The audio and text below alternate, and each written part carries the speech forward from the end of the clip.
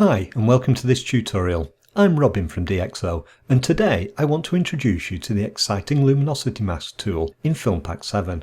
You will find the tool in the Customize module when editing a photo. To use it, add a new mask by clicking the plus icon. This also activates the adjustment tools. Here you will find a comprehensive collection of tools for controlling the colours and tones in the image. Adjustments we create here are applied to the selection created by the luminosity mask, and each mask we add has its own set of controls. We can see what's being selected by the mask indicated by a red overlay. If this doesn't work well with your image, you can change it by clicking the mask colour swatch. To create a selection, we have several options. The first of these is the Mask Range tool, which divides the tones in the image into 11 zones of brightness or luminance inspired by Ansel Adams.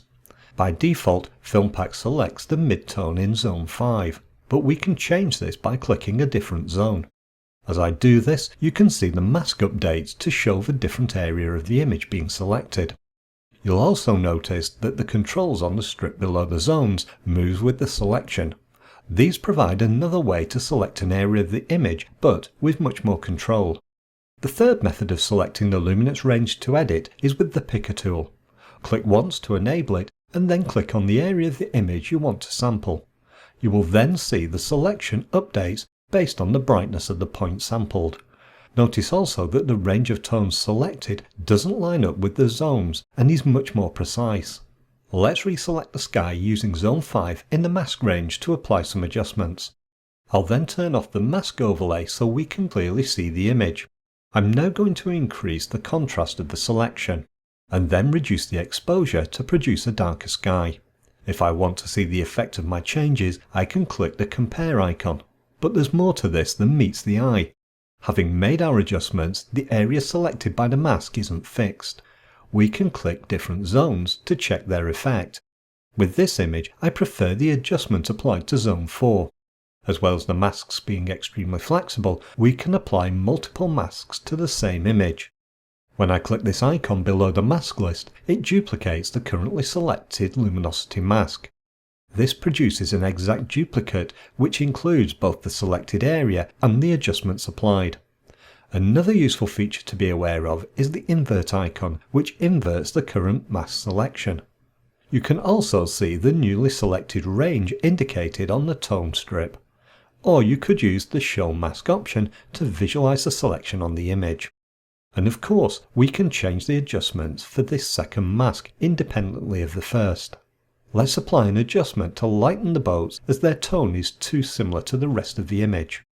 To add a new luminosity mask, I'll click the plus icon. I'll then use the Picker tool to sample one of the boats. Now let's check the area of the selection using the mask overlay. The mask looks good, so let's refine it to remove some of the other areas that are being selected. We do this using the brush tools at the bottom left of the interface. These can be used to select additional areas of the image or remove areas from the existing selection. I'll select the Erase brush by clicking the icon. I can then refine the brush settings, size, feathering and opacity. Having done that, I can paint over the selected areas like the sky that I don't want to include. The red mask overlay is removed when I click and drag with my mouse. After that, I can hide the mask again. I can then brighten the area by increasing the exposure slider. Now I can see that the adjustments affect the sea behind the boats more than I would like. To correct this, I'll reselect the Erase tool and use it to brush over the areas I don't want to adjust. Now let's compare these simple changes to the starting image. I can also view the images side by side using this preview option icon. When I finish making my adjustments using the luminosity masks, I can click the Apply button. I can then click the icon to save the image. This opens a dialog where I can name the new image and choose where to save it. You're now ready to take complete control of producing an analog rendering from your digital images. If you have any questions, feel free to visit our website dxo.com.